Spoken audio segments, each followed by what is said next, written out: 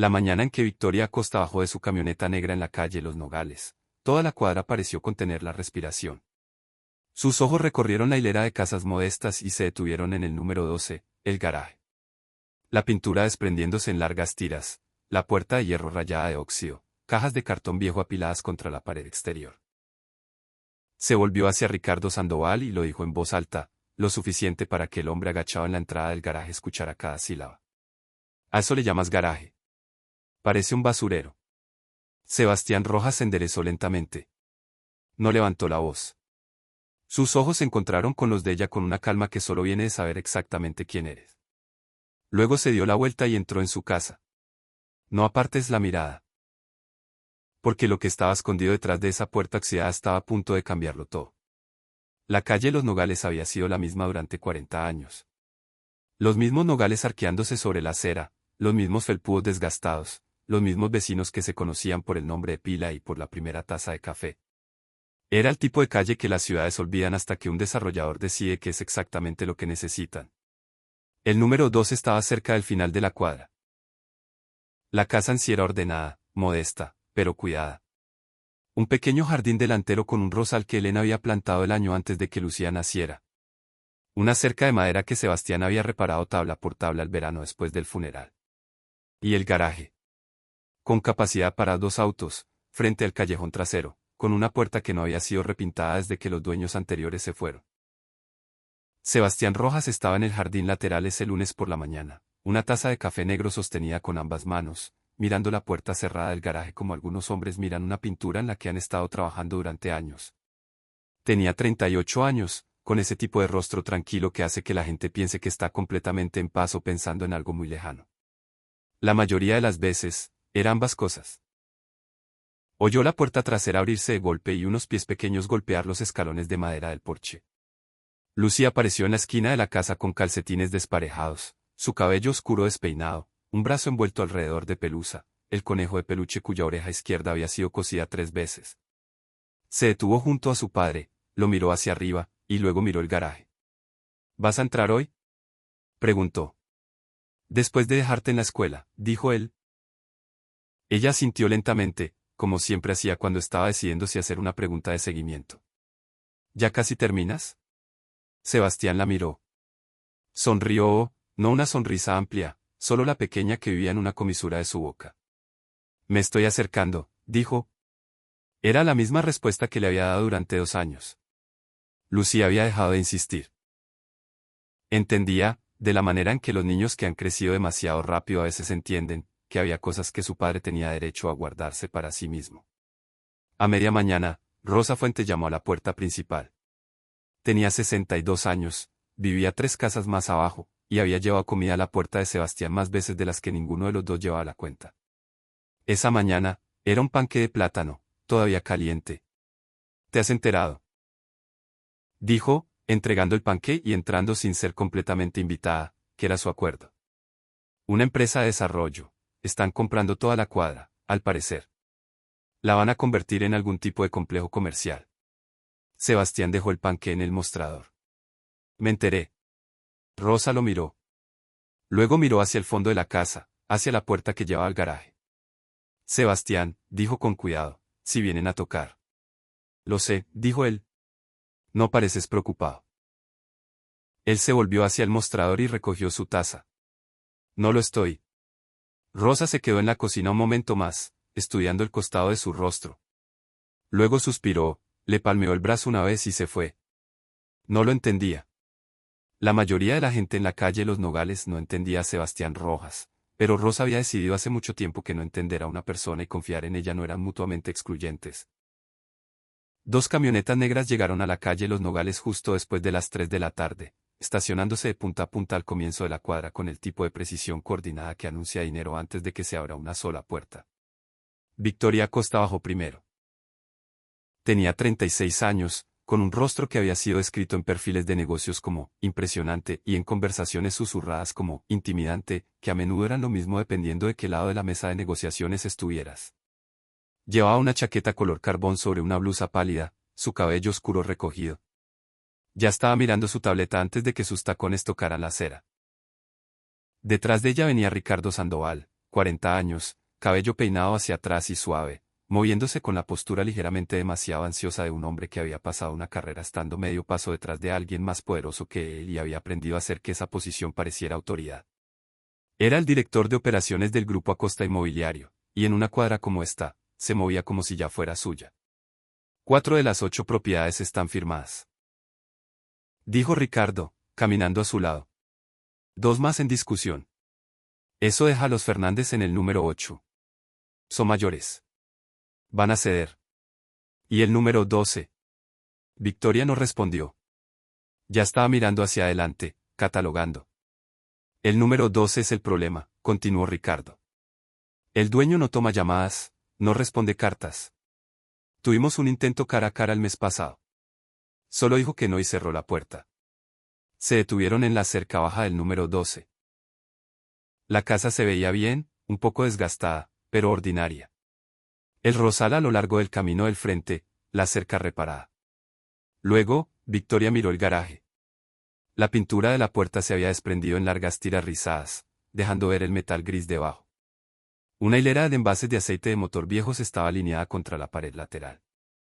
Un juego de neumáticos apilados en la esquina cerca del callejón.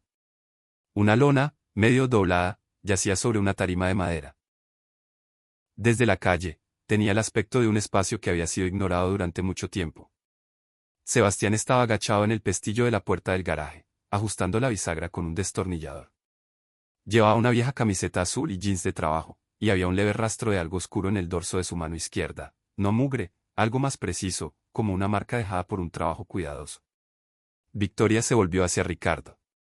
Cuando habló, no se molestó en bajar la voz. ¿A eso le llamas garaje? Parece un basurero. Luego miró directamente a Sebastián, y su voz llevaba el tono particular de una persona que había corregido 100 problemas en 100 propiedades. Debería saber que el deterioro de una sola propiedad reduce el valor catastral de toda la cuadra circundante. Sebastián se enderezó lentamente.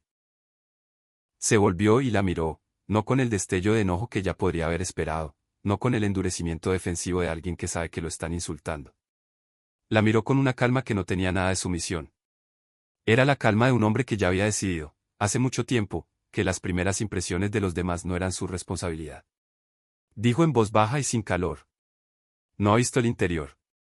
Luego se dio la vuelta, caminó hacia su puerta principal y entró. Ricardo soltó una risa suave. Victoria no dijo nada. Detrás de la cortina de la sala, Lucía estaba parada en el cojín del sofá con Pelusa bajo el brazo, mirando. Cuando su padre entró por la puerta, preguntó. Esas eran las personas que quieren nuestra casa. Algunas de ellas, dijo Sebastián.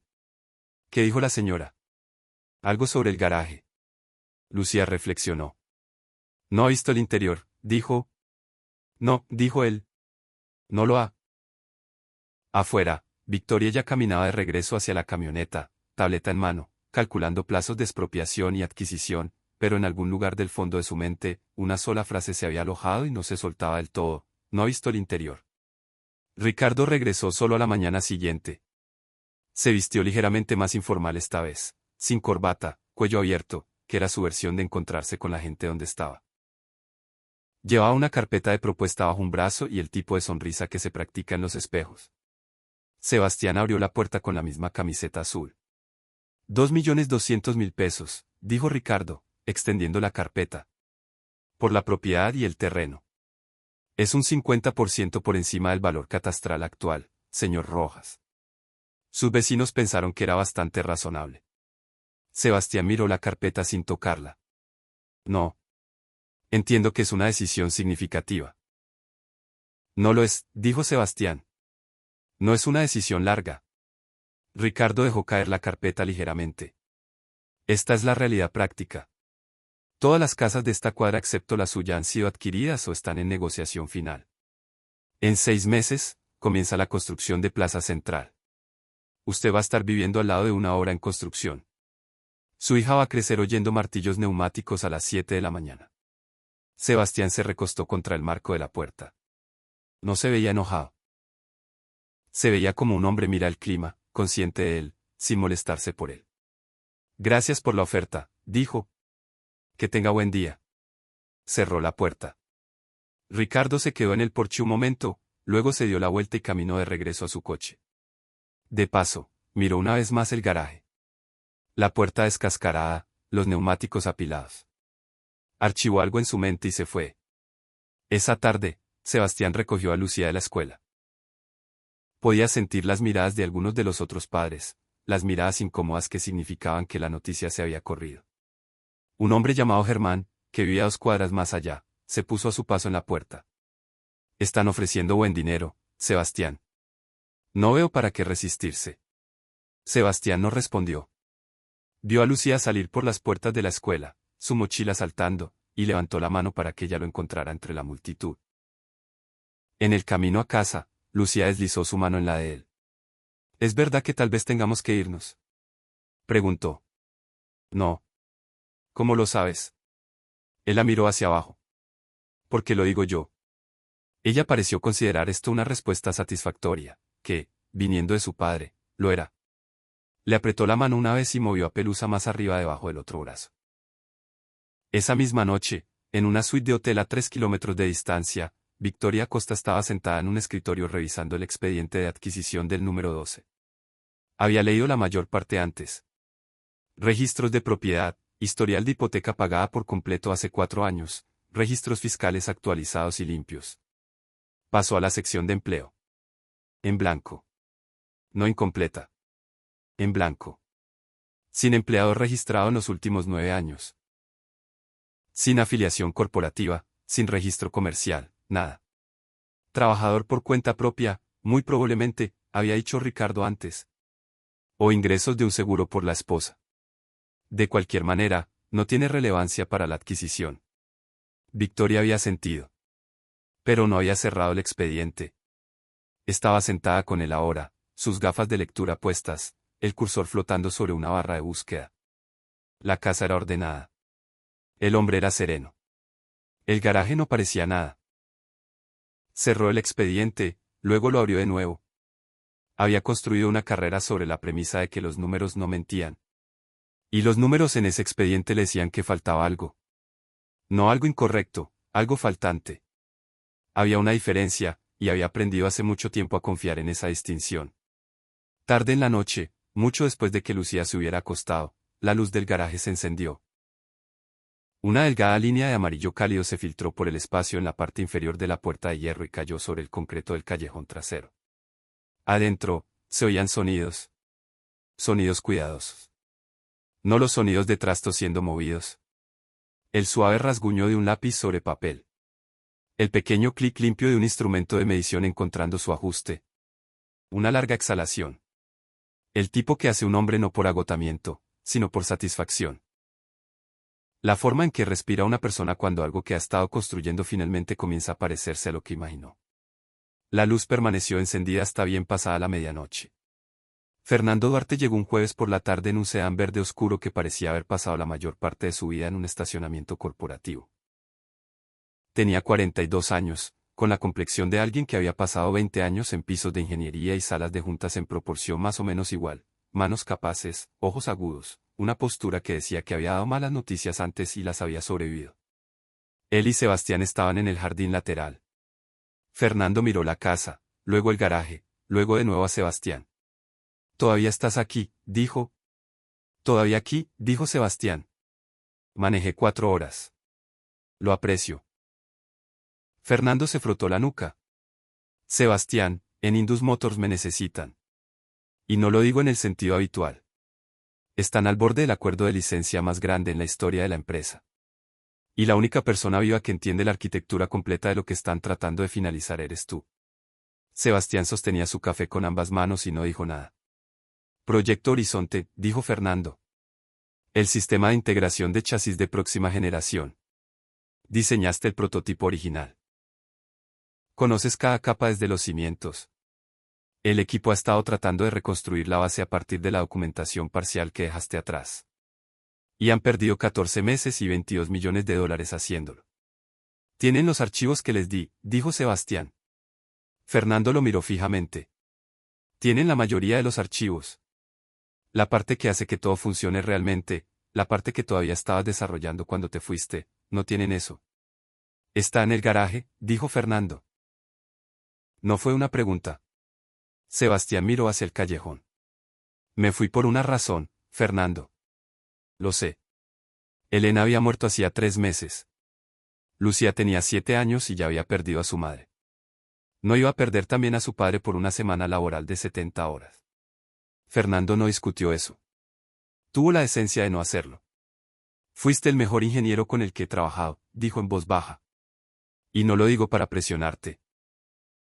Lo digo porque es verdad, y creo que deberías escucharlo en voz alta de vez en cuando. Sebastián no respondió. Observó un gorrión posarse en la parte superior de la cerca y luego irse de nuevo. La puerta trasera se abrió de golpe.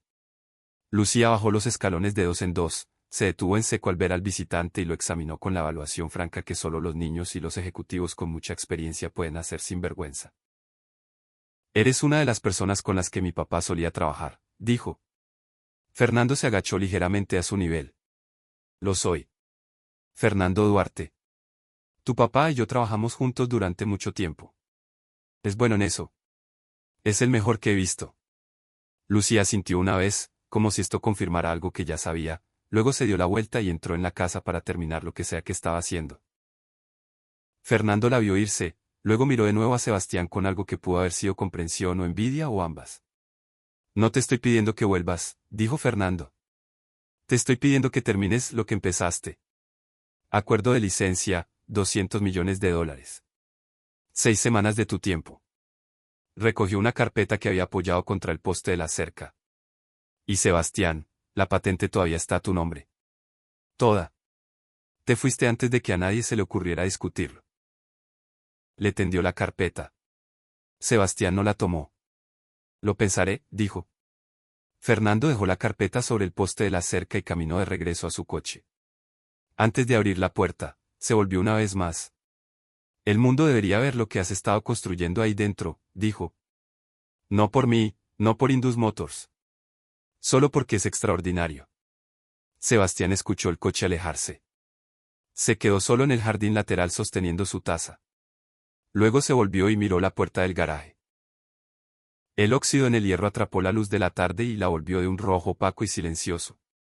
El accidente ocurrió un miércoles por la tarde, 3 días después de la visita de Fernando. El equipo de topografía de Victoria había estado midiendo el terreno contiguo toda la mañana, colocando andamios temporales a lo largo del límite de la propiedad. Justo después de las 2, un joven técnico perdió el equilibrio en el terreno irregular y cayó contra un bastidor vertical.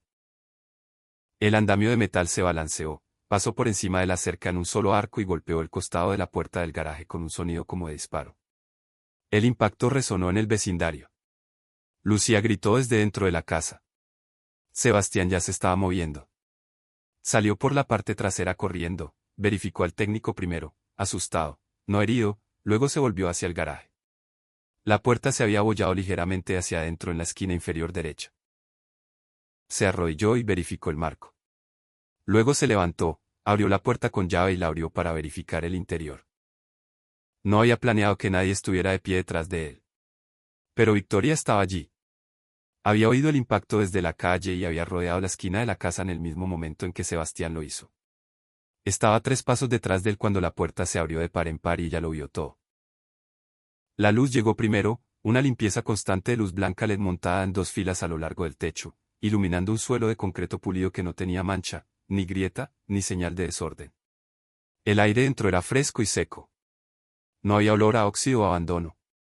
Había leve aroma particular de aceite de máquina y papel, y tiempo cuidadoso. El olor de un lugar donde el trabajo serio había estado sucediendo durante años. Contra la pared izquierda, 3 siluetas estaban en fila, cada una cubierta con una funda gris a medida. Sebastián se acercó a la más cercana y quitó la funda de un solo movimiento, la tela cayendo en un pliegue limpio al suelo. Debajo había un Ford GT40 de 1966 en los colores Gulf, azul cobalto y naranja. La pintura tan profunda y exacta que parecía que la luz atravesaba en lugar de reflejarse. Cada superficie era original. Cada pieza de moldura alineada a un estándar que no tenía nada que ver con el sentimentalismo y todo que ver con la maestría. La segunda funda cayó. Un Ferrari 365 GTB Daytona de 1971 en un profundo roso chiaro. Los espejos laterales aún llevaban el adhesivo original de fábrica bajo el cromo. El tipo de coche del que las casas de subastas hablan en voz baja y cuidadosa y luego establecen récords. El tercer coche Sebastián lo dejó cubierto. Se hizo a un lado, pero Victoria ya estaba mirando más allá de los autos. A lo largo de la pared derecha había un banco de trabajo que se extendía casi toda la longitud del garaje. Sobre él, sujeto en las esquinas con bloques de acero, había hojas de dibujos técnicos. No impresiones digitales, sino diagramas hechos a mano en lápiz grafito, densos con líneas de dimensión y notaciones de sección, y el tipo de cálculos marginales que los ingenieros escriben cuando están resolviendo algo en tiempo real. Sobre el banco, dos monitores mostraban un modelo tridimensional girando lentamente en un campo gris claro, un sistema de chasis de extraordinaria complejidad. Cada junta y trayectoria de carga etiquetada en notación precisa y pausada. Y en el estante sobre los monitores, una pequeña colección de objetos, un reloj de pulsera con esfera de competición, todavía en su estuche de presentación, el tipo que se entrega en ceremonias de premios de ingeniería. Una fotografía enmarcada, una mujer de pie junto al GT40 antes de que fuera restaurado, riendo, su mano apoyada en el techo del coche como si midiera la altura de su felicidad. Y pegada directamente a la pared junto al marco, en crayón verde y morado, un dibujo de dos figuras de palo, una alta y una muy pequeña, de pie junto a una forma amarilla con 4 ruedas. Debajo, en letras de bloque desiguales, papá y Lucía haciendo un coche. Sebastián se paró en el centro del garaje. No intentó explicar. No enumeró lo que valían los autos ni describió lo que representaban los diseños. Simplemente dejó que la habitación hablara. Victoria se quedó en el umbral. Había entrado en habitaciones difíciles toda su carrera, salas de juntas, audiencias de arbitraje, propiedades que habían sido mal representadas en todas las direcciones. Nunca se había sentido así. Había una sensación física de recalibración, como si el instrumento de tasación interno que había estado funcionando continuamente desde que llegó a la calle Los Nogales simplemente se hubiera detenido. «Esto es suyo», dijo. Salió menos como una pregunta y más como alguien que encuentra la palabra correcta en un idioma extranjero. «Lo ha sido», dijo Sebastián, desde el principio. Ricardo apareció en el borde de la puerta detrás de Victoria. Miró hacia adentro. Su expresión pasó por varias cosas en rápida sucesión: sorpresa, cálculo, el primer destello de algo que pudo haber sido preocupación, y luego se asentó en una neutralidad cuidadosa. «Deberíamos irnos», dijo en voz baja Victoria. Ella no se movió durante unos segundos más. Luego dio un paso atrás, y la pesada puerta se cerró lentamente. Sebastián se quedó solo en el garaje. Miró una vez más la fotografía en el estante. Luego apagó las luces del techo, dejando solo los monitores encendidos con el modelo de chasis girando en su campo gris silencioso, paciente y preciso, esperando lo que viniera después. Ricardo encontró a Victoria en la calle afuera, ya de vuelta en su tableta. «No reaccionemos de más», dijo. «No estoy reaccionando», dijo ella. «Estoy pensando. Podría haber tomado prestados esos vehículos, guardarlos para un cliente. Los dibujos en el banco podrían ser trabajo de estudiante o reproducciones». «No eran reproducciones», dijo Victoria. Ricardo hizo una pausa. «No puedes saber eso con una mirada de 30 segundos». Ella se volvió y lo enfrentó. «Sé cómo se ve el trabajo de diseño original, Ricardo. He estado en suficientes oficinas de ingeniería. Esos márgenes no eran decorativos. Eran notas de trabajo». Miró de nuevo hacia el garaje. «Llame al equipo de tasación. Quiero una evaluación de automóviles de colección para mañana por la mañana». Dicho esto, subió a la camioneta. Mientras se daba la vuelta para irse, Lucía apareció en la puerta lateral. Sostenía Pelusa por una oreja y miraba a Victoria con la franqueza sin conciencia que los adultos pasan años tratando de recuperar. «Mi papá hizo todo el mismo», dijo Lucía. «No compró los autos así.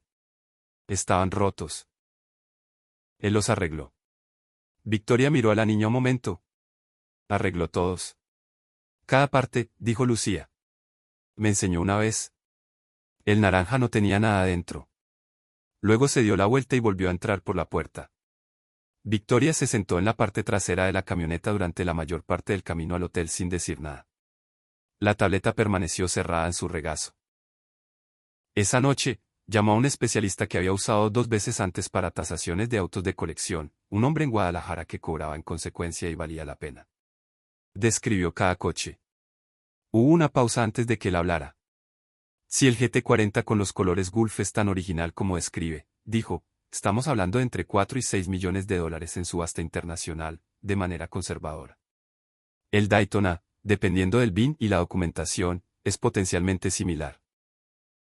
Pero si el Miura se tiene números originales y está en condición restaurada, otra pausa, señora Costa, un Miura en esa condición es uno de menos de 200 existentes en el mundo. 8 a 12 millones no sorprendería a nadie en este mercado. Victoria le agradeció y se quedó muy quieta. Abrió su computadora portátil y escribió 2 palabras, Sebastián Rojas. El primer resultado tenía fecha de hace 5 años, una publicación comercial de la industria.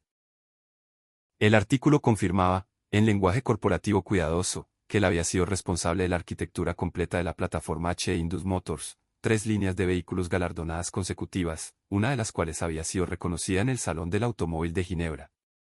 Lo leyó de nuevo. Luego dejó la computadora a un lado y miró al techo. Por la mañana, fue a la calle Los Nogales sola. Sin camioneta, sin Ricardo. Caminó desde la esquina, llevando 2 tazas de café de un lugar a 3 cuadras que había estado allí desde antes de que cualquiera de ellos naciera. Sebastián abrió la puerta antes de que ella llamara. Miró las 2 tazas. La miró a ella. Quería disculparme por lo que dije, comenzó. Usted describió lo que vio, dijo él. No hay nada que disculpar. Entonces quiero decir que me equivoqué. Él consideró esto. Fue incompleta, dijo. Eso es diferente. Una pequeña pausa. ¿Puedo verlo bien esta vez?, preguntó ella. Solo bien esta vez. Él se quedó callado el tiempo suficiente para que ella pensara que iba a decir que no. Luego se apartó e hizo un gesto hacia la parte trasera de la casa. Dentro del garaje, con las luces encendidas y ninguna emergencia impulsando el momento, ella se movió por el espacio como debería haberlo hecho la primera vez.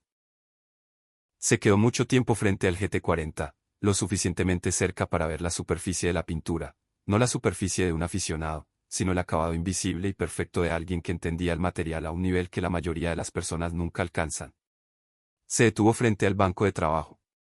¿Qué es esto?, preguntó, mirando el chasis girando en el monitor. Un proyecto, dijo él.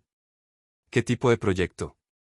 Él estaba de pie detrás de ella, con las manos en los bolsillos. Del tipo que todavía no decidió explicarle a nadie. Ella se volvió y lo miró, no como lo había mirado a través de la cerca el lunes, cuando él había sido un hombre en un expediente de propiedad y un problema a resolver. Lo miró como mira una persona cuando está tratando genuinamente de entender a alguien en lugar de evaluarlo. ¿Cuánto tiempo ha estado trabajando en ello?, preguntó. 4 años, dijo él, más o menos.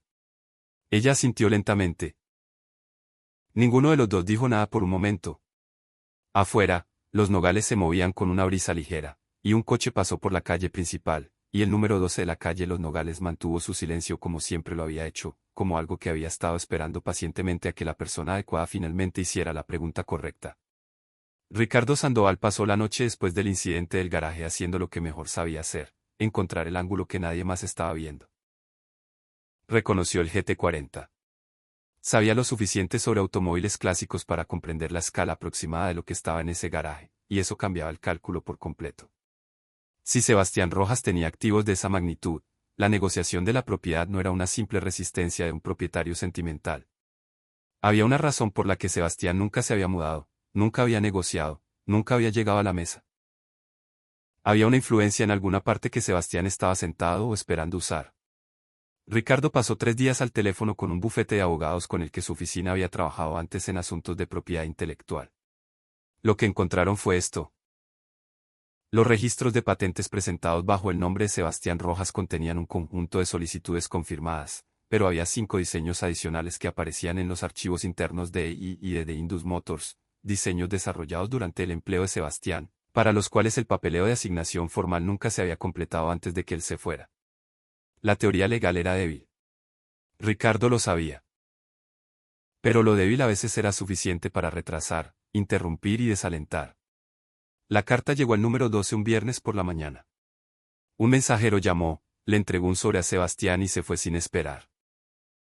Dentro, una notificación formal de disputa de propiedad intelectual, citando el acuerdo de empleo de Sebastián con Indus Motors, y reclamando que 5 arquitecturas de diseño, incluidos componentes centrales de lo que la carta llamaba el sistema de integración de chasis horizonte, habían sido desarrolladas en tiempo de la empresa y utilizando recursos de la empresa, y por lo tanto estaban sujetas a propiedad corporativa.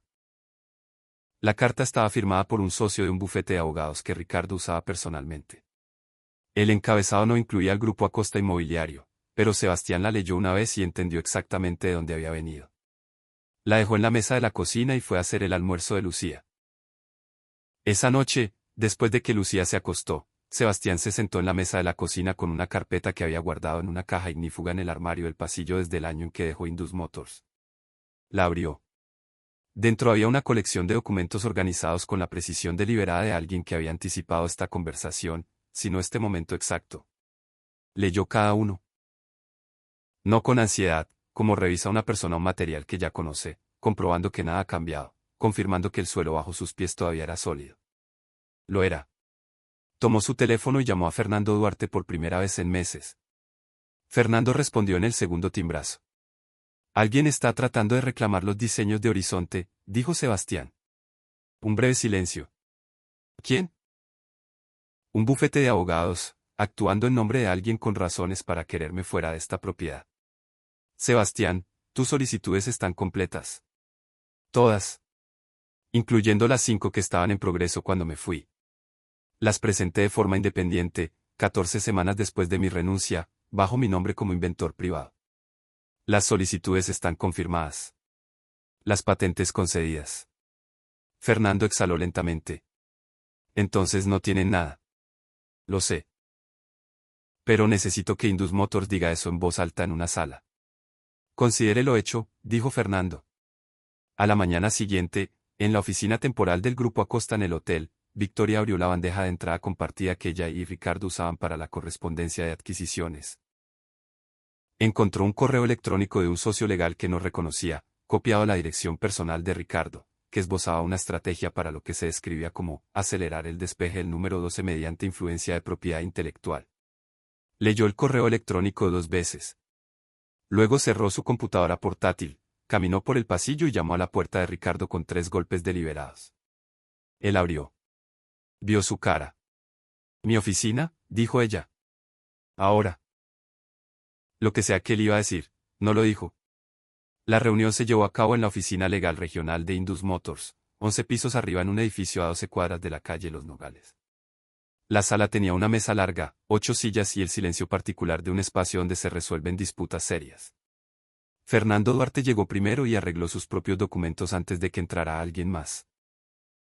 2 abogados de la división legal de Indus Motors tomaron asiento a lo largo de la pared derecha. Un representante de la oficina de patentes, presente como observador neutral a petición de Fernando, se sentó en el extremo opuesto. Ricardo llegó con su propio abogado, un hombre de rostro afilado con un traje carbón que había resuelto 3 disputas de propiedad intelectual en el último año. Victoria se sentó al otro lado de la mesa frente a Ricardo, separada de su lado de la sala, de una manera que no había sido discutida, pero que era inequívoca para todos los presentes. Sebastián llegó el último. Llevaba una camisa blanca sin corbata, y cargaba un maletín de cuero que era lo suficientemente viejo como para haber perdido su brillo. Tomó la silla en el centro de la mesa y dejó el maletín sin abrir. No miró a nadie en particular. No parecía estar preparándose. Parecía ya estar preparado. El abogado de Ricardo abrió la presentación. Fue minucioso y habló rápido. El argumento central era este: 5 arquitecturas de diseño atribuidas a Sebastián Rojas habían sido creadas durante su mandato en Indus Motors utilizando recursos de Indus Motors dentro de las instalaciones de Indus Motors.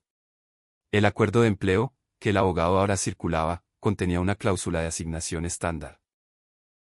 Todas las invenciones creadas durante el empleo utilizando tiempo o recursos de la empresa eran propiedad intelectual de la corporación. El proceso de salida había sido irregular. No se había completado documentación de transferencia formal. Las solicitudes de patente presentadas por Sebastián después de su partida estaban por lo tanto sujetas a disputa. El abogado se sentó. La sala se volvió hacia Sebastián. Alcanzó el maletín y sacó un folio de documentos de color azul oscuro, del tipo que usan las firmas de servicios profesionales para las entregas finales. Lo abrió y colocó 3 elementos sobre la mesa en secuencia, trabajando lentamente y sin dramatismo. El primer elemento era un conjunto de certificados de concesión de patente de la Oficina de Patentes y Marcas de los Estados Unidos, 17 en total. cada uno marcado con el sello de confirmación y la fecha de emisión. Cada uno con el nombre de Sebastián Rojas como único inventor. Las 5 solicitudes en cuestión estaban incluidas. Sus fechas de presentación, todas dentro de los 90 días posteriores a su renuncia, estaban impresas claramente en la esquina superior derecha de cada certificado. El segundo elemento era una copia de su contrato de empleo original con Indus Motors, con una pestaña en una cláusula específica en la página 9. El abogado de Ricardo se inclinó hacia adelante. La cláusula de asignación estándar estaba allí, pero debajo de ella, en una cláusula adicional negociada por separado que se había agregado a petición de Sebastián cuando el contrato se firmó por primera vez, había una segunda cláusula. Las invenciones desarrolladas de forma independiente después de la conclusión del empleo utilizando recursos privados serán propiedad exclusiva del inventor independientemente del tema o la relación conceptual previa con los proyectos de la empresa. Sebastián había pedido esa cláusula adicional en su primer día. Nadie objetó porque nadie esperaba que alguna vez la necesitara. El tercer elemento era un solo correo electrónico impreso. Tenía fecha de hace 3 años, dirigido a Sebastián, enviado desde la cuenta del director ejecutivo de Indus Motors. El correo electrónico reconocía la propiedad independiente de Sebastián de los diseños del sistema de integración de chasis Horizonte y proponía una conversación formal de licencia en su conveniencia más temprana. La sala estaba en silencio. Fernando habló desde el extremo opuesto de la mesa. Para constancia, Indus Motors nunca ha autorizado a ningún tercero a iniciar procedimientos de propiedad intelectual contra Sebastián Rojas en nuestro nombre. No tenemos ningún reclamo. Nunca tuvimos un reclamo. Hemos estado intentando durante 3 años negociar un acuerdo de licencia con el señor Rojas, que es el proceso apropiado y el único. Miró a Ricardo cuando dijo la última frase. Ricardo no dijo nada. Su abogado hizo una anotación en una libreta legal y luego dejó de escribir. Victoria no se había movido durante la duración de la presentación. Miró los 3 documentos en el centro de la mesa. Miró a Ricardo. Luego miró a Sebastián. Sebastián recogió los documentos de nuevo en el folio, cerró el maletín y se puso de pie. Abrochó el botón superior de su camisa. Vine aquí una vez, dijo. Su voz era tranquila y sin ningún peso teatral. No me interesan los procedimientos prolongados. Tengo trabajo que hacer. Recogió el maletín. En la puerta, se detuvo no por efecto, sino porque tenía una cosa más que decir y prefería decirlo de frente a la sala. Nunca he ocultado nada a nadie que tuviera derecho a ello, dijo. Simplemente nunca creí que la bulla fuera prueba de propiedad. Luego se fue. Detrás de él, la sala exhaló. 10 días después, el grupo Acosta Inmobiliario emitió un plan maestro revisado para el proyecto Plaza Central. El rediseño redistribuyó la huella del nuevo complejo comercial alrededor de las propiedades residenciales existentes en el lado sur de la calle Los Nogales, en lugar de reemplazarlas. El número 12 no figuraba en ningún elemento de adquisición o despeje. Una reportera del Diario Regional de Negocios le preguntó a Victoria Acosta en una conferencia de prensa que había motivado el cambio en el alcance del diseño. Victoria hizo una pausa durante una fracción de segundo. El tipo de pausa que los periodistas notan y rara vez entienden la causa. Luego dijo. A veces tienes que mirar lo que realmente hay dentro de un espacio antes de decidir qué hacer con él. Esa noche, Sebastián hizo pasta para la cena. Lucía comió con Pelusa apoyada contra la pata de la mesa y le contó sobre un proyecto escolar sobre el ciclo de vida de las mariposas. Él escuchó, hizo las preguntas correctas y le volvió a llenar el vaso de agua sin que ella lo pidiera. Después de la cena, lavó los platos y se quedó en la ventana de la cocina mirando hacia el callejón trasero. Luego se puso la chaqueta y fue al garaje. Se quedó frente al estante donde estaba la fotografía de Elena. La mujer en la foto estaba riendo de verdad, del tipo que llega antes de que la cámara esté lista.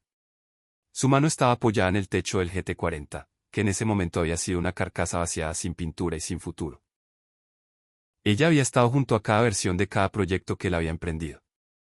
No porque entendiera todo técnicamente, sino porque lo entendía a él. Se quedó allí un rato, no triste exactamente, algo más asentado que eso. Una semana después de la reunión, el acuerdo de licencia entre Sebastián Rojas e Indus Motors fue firmado y notariado. La cifra final fue de $230 millones.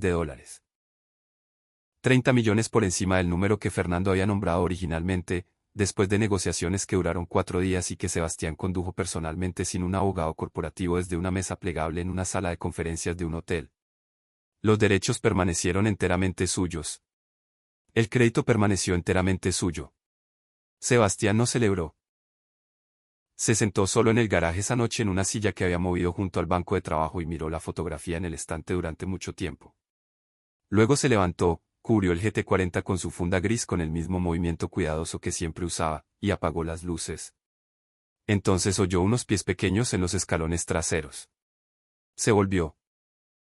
Lucía estaba en la puerta del garaje en sus pijamas y calcetines, pelusa colgando de una mano, los ojos abiertos y ligeramente ceremoniales, como si entendiera que esta era una visita que requería cierta gravedad.